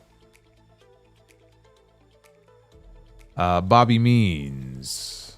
After tonight's outcome with Maxxine and Nattie, this could lead to a future tag team match with Becky and Nattie against Maxxine and AJ. Could you see it? I can, actually. And it would make sense after what we saw tonight. Duff's Vids. I could never get a good Wi-Fi connection on my farm. So I moved my router to the barn. And now I get a stable connection.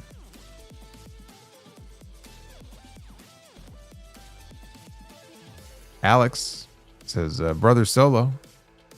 Jericho mentioned Shawn as one of his biggest rivals. Do you agree?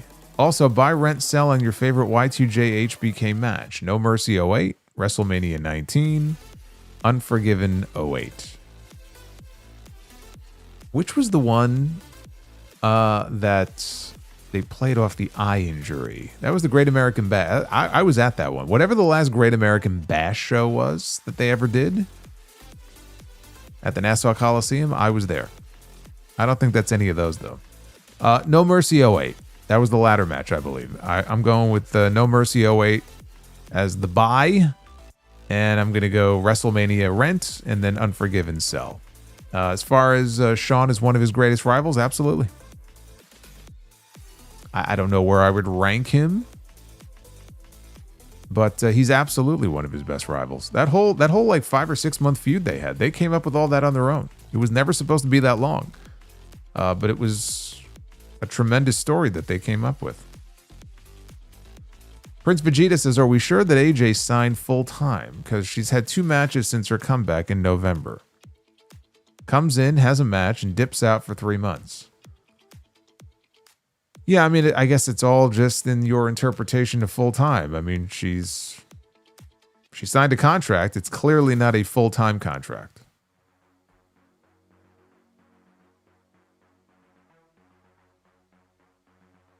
MGM Ballin with a $9.99 says WBBE World Blue Ball Entertainment decided on omitting the word wrestling rather than entertainment, although it is neither. World Blue Ball Entertainment? I don't want to be part of that organization.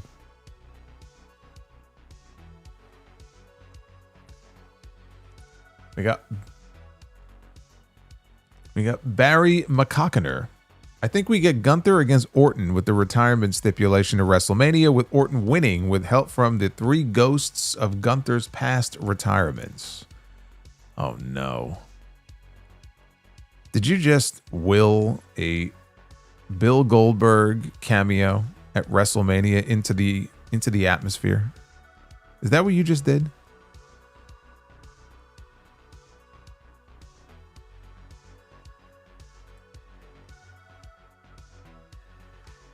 Duff's Vids. I saw a documentary about conveyor belts last night. It was it was very moving, he says. Son of a bitch. It was very moving. I'll bet it was. You have to send me the name. I'd like to check it out. Prince Vegeta says, rank these world champions from bad to rancid. Jey Uso, Jack Swagger, Jinder Mahal, Great Khali.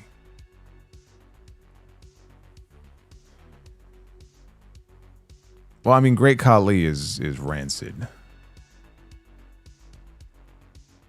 We'll go from the bottom up. How about that? We'll go from worst to best worst. Khali is definitely at the bottom of the list. And then I would go Swagger. And then I would go Jey Uso. And I would actually have Jinder at the top of the bad list. Top meaning the least worst. At least he looked the part. Like, dude was fucking ripped to shit. Jacked up.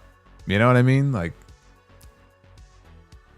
but like, you know, he's not a bad wrestler either. He's not. It's just, he should not have been the world champion at the time. And it's crazy to me that Shinsuke Nakamura he was never the same after that. You know, losing to Jinder Mahal twice on pay-per-views that year, he was never the same.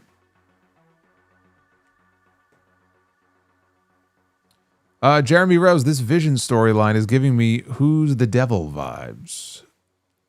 Oh, the injuries. Death Scythe. Also, if Punk and Roman do the obligatory contract signing, then they should do it on 316 Day with Steve Austin as the moderator. That could very well be the plan. I'm sure Austin's going to be there that day. Fucking Raw on 316 in Texas. How can he not be? I know he's not living in Texas at the moment, but still, how can you not have him on the show? You know, the last time we did Raw on 316 Day, Austin was there in front of no people. I legitimately think that was the week after everything shut down. So they were at the Performance Center, no fans, and it was awful. It was awful. Steve Austin doing his shtick to no fans and just a bunch of empty chairs. I don't ever want to go back to those days. Live, laugh, love, lie. Mr. Monster, I accidentally forgot the sound off was yesterday, and I watched it later than normal. Am I in trouble? Well, you don't watch it. It's an audio show. That was your first mistake, watching an audio show. But I'll give you a pass. I'll give you a pass this one time. Dried Chicken says, the wrestling community has high praise. The wrestling community has high praise for the Super Bowl halftime show. What are your thoughts on Bad Bunny's performance? I like Bad Bunny. Yeah, it's funny. I remember the first time when I started talking about Bad Bunny. It was probably before the Damian Priest match. It was a few years ago. And I didn't know really anything about him. I said, what kind of fucking name is that? Bad Bunny. Calls themselves Bad Bunny. Then he had the match with Damian Priest, which was one of my favorite matches of the entire year. And I started getting into his music, and it's great. I got a bunch of his songs on my playlist. I thought it was great. Guy knows how to put on a show. Good shit. Blue Jay says, I am going to remind you where Russo belongs tomorrow in TNT. You do that. You do that, Blue Jay. Death Scythe. A guy said to his therapist, I'm terrified of the Backstreet Boys. And the therapist says, tell me why. Duff's Vid says, what do ticks, glasses, and the Eiffel Tower have in common? They are parasites. Oh, man. You should have ended with the other one and had this as your previous one. Parasites. I gotta do it. You suck. I gotta do it. I gotta do it.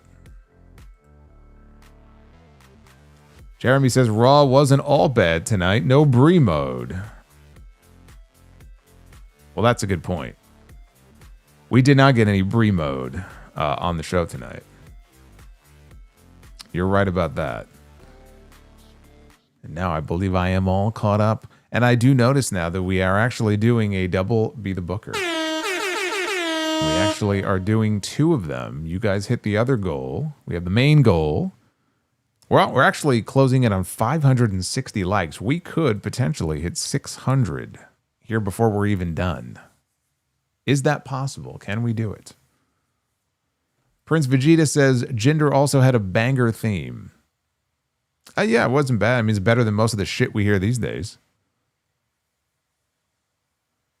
God only knows what Def Rebel would do to him now. All right, let's be the Booker. Ladies and gentlemen, it is now time to be the Booker. All right. Love seeing 2 rounds. It means you guys are engaged. You guys are excited. You guys are ready. Here we go. All right, we're going to kick things off here with the Mean Street Posse. If you know who these 3 men are, if you can name these 3 men, then your young wrestling fandom was very good. And you had a fun time watching wrestling in the late 90s. The Mean Street Posse got to be taking on the Rockers, Shawn Michaels and Marty Jannetty. So the Rockers are great enough where they can make that match work and actually make it very, I feel like they can make that a very interesting, fun match.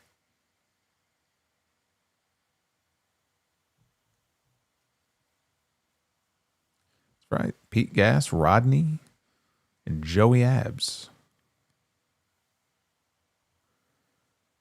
Mommy is mad. Pick a stipulation to make her happy. Well, we don't want to make Mommy mad, so we have to pick a stip here for this women's match. And the stipulation is going to be barroom brawl. Not the kind of stipulation you would expect for a women's match. But that is the stip nonetheless. So we have to pick a barroom brawl for the ladies with Becky Lynch. Well, she is the Irish lass kicker, so I'm sure she can throw back a few Guinnesses, tape up those fists. She'll be taking on Medusa. See, now Medusa is the kind of woman I could see just kicking all kinds of ass in a barroom brawl. I'm going with Medusa to win this, by the way. I don't even think it's going to be close. I don't know if she still does, but at one point after she got out of wrestling, she was actually driving monster trucks for a living. Like, what other woman's wrestler can ever say they've done that? Fucking monster trucks. She's already at that's right. She's already at the bar. She's been at the bar. She's just waiting for someone to step out of line. In our main event, we have the homicidal, genocidal, suicidal Sabu. The late Sabu is reborn in Be the Booker. And he will be taking on the Brooklyn Brawler. Reborn for no reason at all. He was reborn to be put in the ring with the Brooklyn Brawler.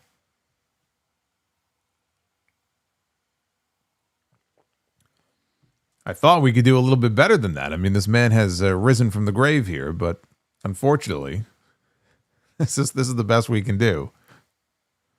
See, Brooklyn Brawler and main event are two terms that should never go together.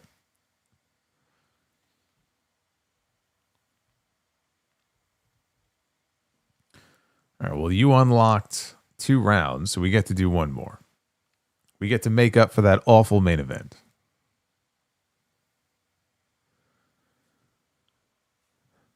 Who mentioned Russo before? We have on a poll, bro. You see, bro, we're going to put a contract on a poll, bro. And when you pull the contract down, it's a pink slip. And you fired, bro. That's what we do. It's just wrestling, bro. It's just wrestling. On a poll, bro. Now, the only question is what goes on the poll. I'll let you guys figure that out. We've got Andre the Giant and Haku. Well, Andre ain't climbing no fucking pole. So that's going to be all Haku there. By this point, I mean, this version of Andre, forget about it. I mean, the fact that he could even stand up without tipping over was a miracle.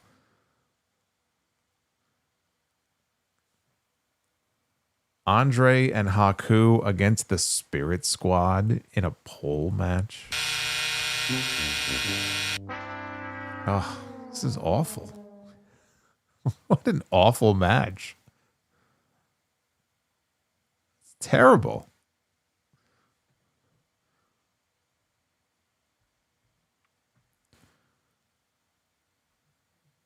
All right, another stipulation here. It's going to be a casket match. We go from the pole to the casket.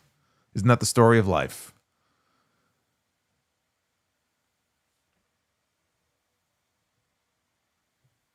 A women's casket match. Rowdy Ronda Rousey is going to be in this casket match. It's where her career is at the moment.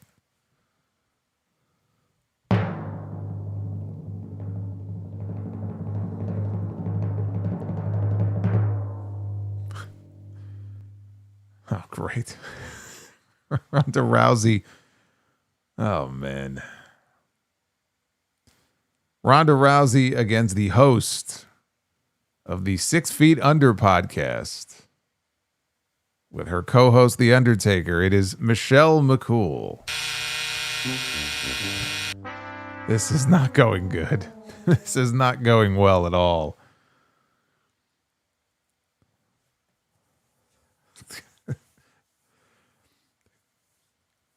How are we feeling about this? I think I just told you how we're feeling about this. We're not feeling pretty good.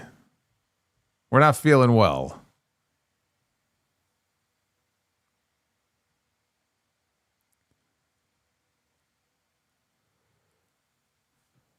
And our main event is going to be Ultimate X. Now, how do you fuck this up, right? This is hard to fuck up. So what we're going to do here in Ultimate X, I always forget if it's 5 or 6. We're going to pick 5 guys. All right, just 5 guys. And then we will see who is going to be hanging from the cables up above, trying to pull down the giant red X. It needs to be someone who's limber. It needs to be someone who's very fleet of foot, someone who can do a lot of climbing, someone, you know, who preferably is not too large, because you're not going to find large men in an Ultimate X match. We don't need Yokozuna, for example, in an Ultimate X match. Orange Cassidy is one of the 5.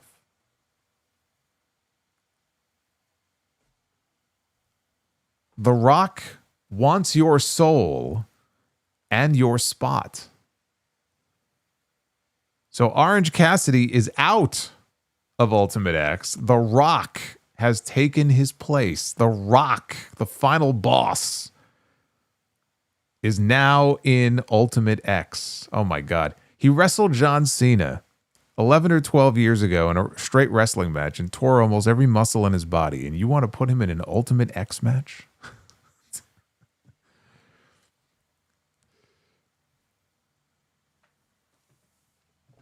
All right. Well, we have The Rock. Oh, wait a minute now. Hold on a second. Ultimate X has been wiped away. We have a new stipulation that has entered the chat. It is a fatal 4-way. So The Rock has been spared. The Rock might just live to fight another day. So The Rock will now be in a fatal 4-way match. Boy, there's so many changes going on here. You would think Triple H was booking this. All right, we have this may be WrestleMania 2000 all over again. So we have The Rock. We have The Rock. See, this is what happens when you're on the board. Okay, you could just book yourself in all 4 spots. We may end up with SmackDown Rock, Final Boss Rock, Hollywood Rock. We may just have 4 different versions of The Rock here in this match. So The Rock is now in this match twice. It pays to be the final boss, I guess. When you have the power. Now, does he pay himself twice for being in the match twice? Rocky Maivia. I don't think I have Rocky Maivia in here. I probably should put him in there. All right, so we have The Rock. We have The Rock. We have, oh, for fuck's sake.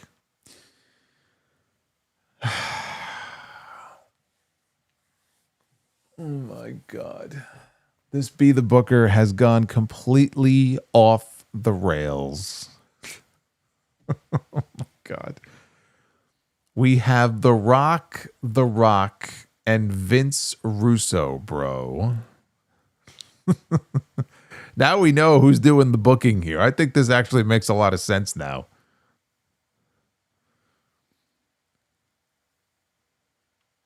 Vince Russo is in this match. Who is going to be the 4th man? Do I even want to know? Bret the Hitman Hart. We have The Rock, Vince Russo, and Bret the Hitman Hart. And as much as I hesitate to do so,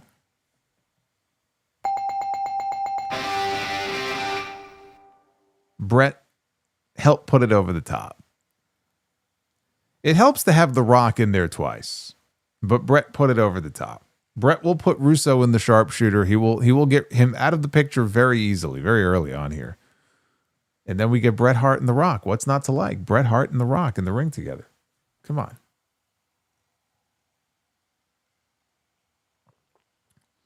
Yeah, it's like the red pill, blue pill. Like, I don't want to buzz Bret, but I also don't want to bell Russo. So The Rock was the tiebreaker. The Rock saved it. Oh, man. Yeah, Bret, he really is a lifeline, but at least now we know who booked this shit. Vince Russo has struck again. There can be no doubt as to who booked this. Oh, man. Let's get to your final super chats here. Dry Chicken says, 4 cartoon villains, cartoon TV villains. Delete 1. The Shredder, Mumura, Skeletor, or Megatron. Megatron is gone. Goodbye, Megatron. Skeletor is my guy. Mumura was my guy as a kid with the Thundercats. And the Shredder is, it's the Shredder. Fucking kidding me? Can't delete the Shredder. So Megatron is gone. Goodbye, Megatron. Haku and Andre against the Spirit Squad. The loser has to clean up the kitchen. Solomonster's kitchen after the Super Bowl party that he had. Yeah, I don't need Andre in my kitchen. He would eat me out of house and home. And then, even worse, after he eats me out of house and home, he'll have to relieve himself. And then I'm going to have a big plumbing issue. I've already had plumbing issues in the last few months. I don't need Andre giving me more. Death Size says, as a dig, Punk should mention at least I wanted Seth and Dean in the Shield, but I also wanted Chris Hero in the group. Not you, Roman. Yeah.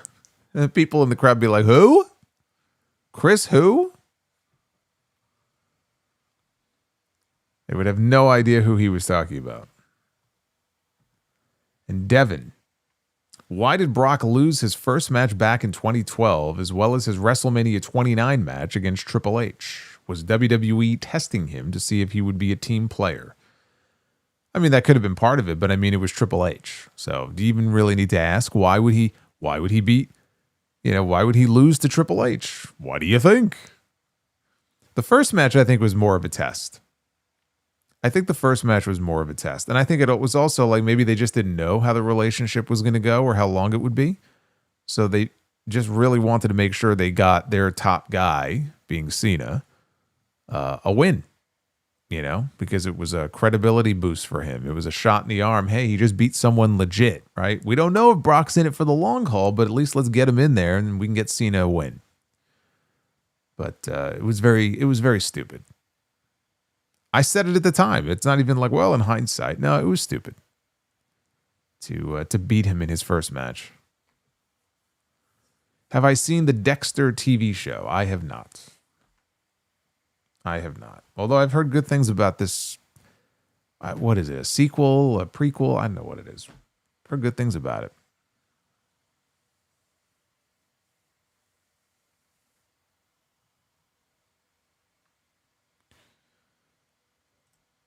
And let me just check here and make sure I could actually see these member chats. Everything's been pushed down here.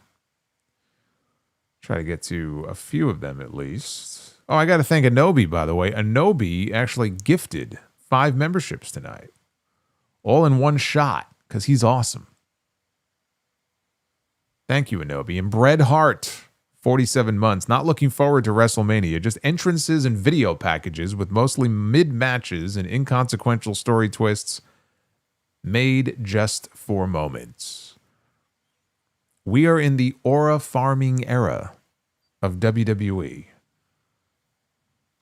That is what we are in.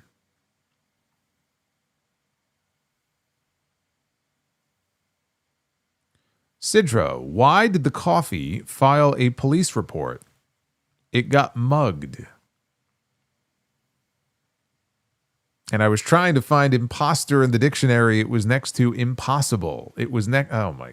It was next to impossible. See, I put that up there with the Duff's one from earlier. I think that was your crown jewel here for tonight. Retro KOH, imagine having the tag team lineup they have or had and squandering it this badly. What a joke. Yeah, it's pretty sad.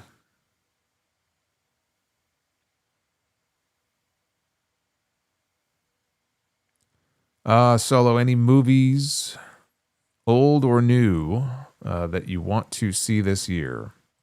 Yeah, a bunch of them, actually. I am planning, look, Scream, the new Scream 7, is coming out in, 2 weeks? Less than 2 weeks? I'd like to see that. I'm hoping I could find time to see that. I don't know, following week, maybe? I don't know. I'm going to be going to Chicago. So I'm hoping to see that one. I'm definitely going to want to see the Street Fighter movie, the Masters of the Universe movie, and the Mortal Kombat movie. So at the very least, I would like to see those.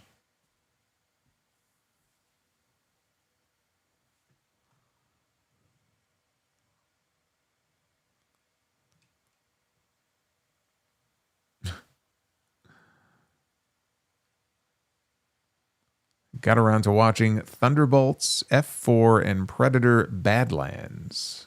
Badlands was really good. Anybody see that new movie that came out with Dave Bautista and Jason Momoa? Is that worth seeing? I didn't see any reviews for it, but I saw that it came out. I think on like Amazon Prime or something.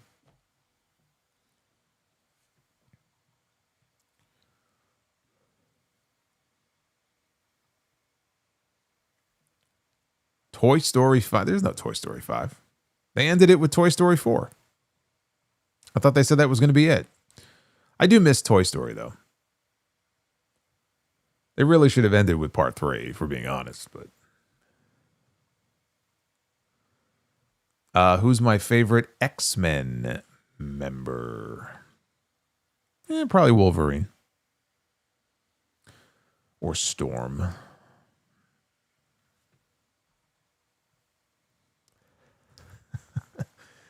The Rock versus Bret Hart versus Vince Russo is a Starrcade main event for the ages.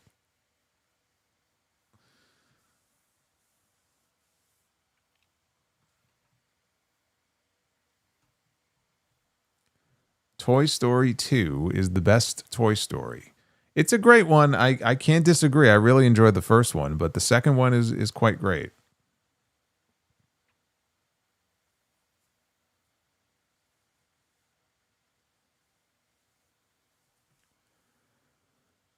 Wow, so there is a 5. There is a Toy Story 5 coming out this summer. Well, I may have to add that to my list then.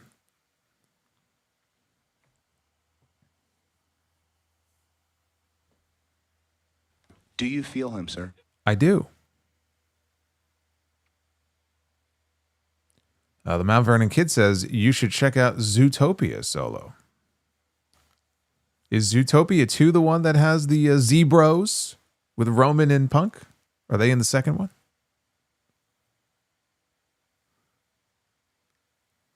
Have I ever seen an Avengers movie? I saw the first one. I did see the first one. Oh, toys versus tablets. Oh, okay. Yes, I did hear something about that. Oh, that could be funny, I guess. It's all about making money. That's all it is. If they think they can make money off of it, they'll make another 15 of them if they think they can make money off of it. Story be damned.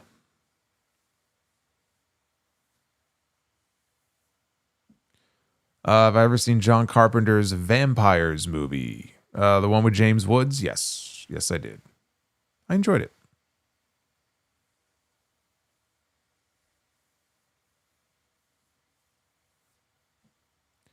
Z-Bros or some stupid shit like that.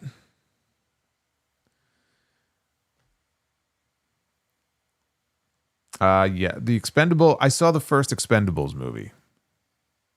I don't know how many they ended up doing. I saw the first one. When the first one came out, it was a big deal because of all the different names and the cameos in there.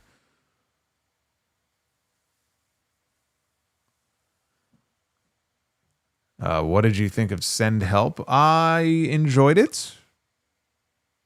I think I thought it was going to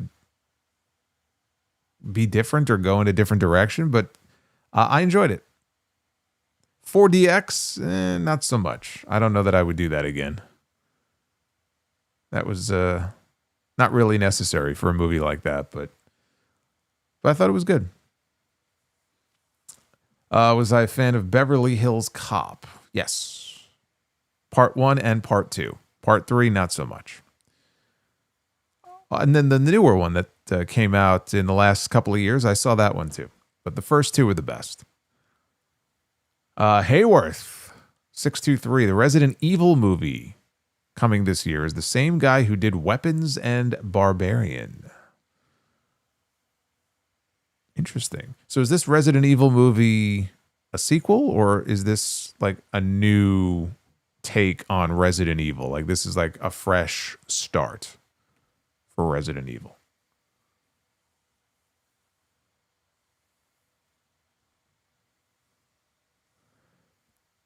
Shout out to Ashley. I'm glad you enjoyed the shout out on the sound of. I hope that Jeff enjoys the Junkyard name. Junkyard Dog was very, very popular in the 80s. It's a very cool name. You being a Mets fan, were you a fan of Lenny Dykstra before he lost his mind? I don't think he ever had his mind. It's only gotten progressively worse, but I think he was a crazy man even back then. But when I was first like a Mets fan, it was Lenny Dykstra, Darryl Strawberry, Doc Gooden, Keith Hernandez, Gary Carter. Yeah, I was a fan of all those guys. Especially Gary Carter and Darryl Strawberry. Those were my two guys.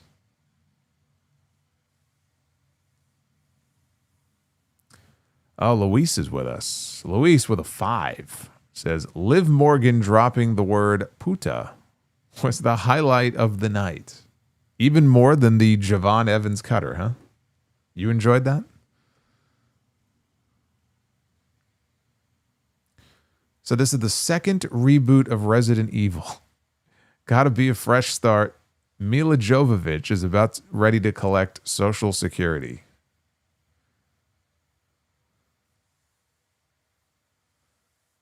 God, I guess that's true. Where does the time go? She was in the Fifth Element, right? I think that was her. She reminded me of Uma Thurman in a way. Like there was something about them. Like they're very attractive, but there was just a certain like sex appeal they had. Like bad girls, you know?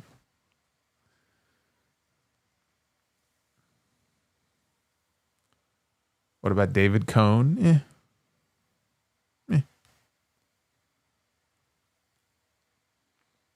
Thoughts on the Super Bowl? It's fucking boring. One of the most boring games I've ever seen.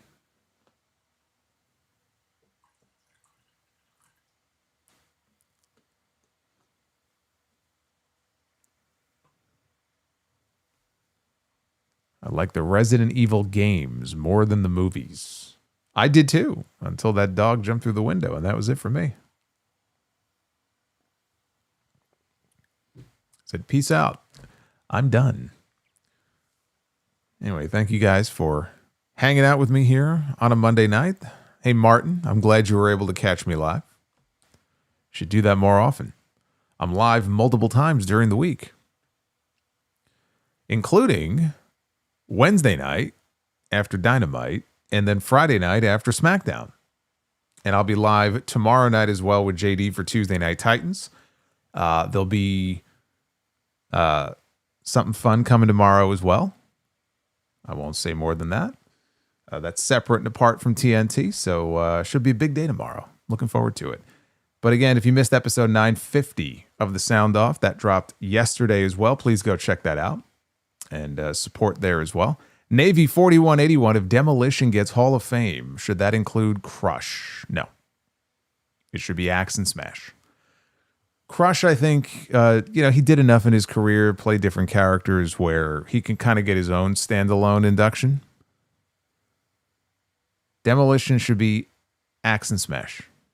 And they should absolutely go in this year. He's sticking his tongue out. WAZZZAP. Like, what the fuck? He's sticking his tongue out. WAZZZAP. Like, what the fuck? Hey, Hayworth with a $13 super chat.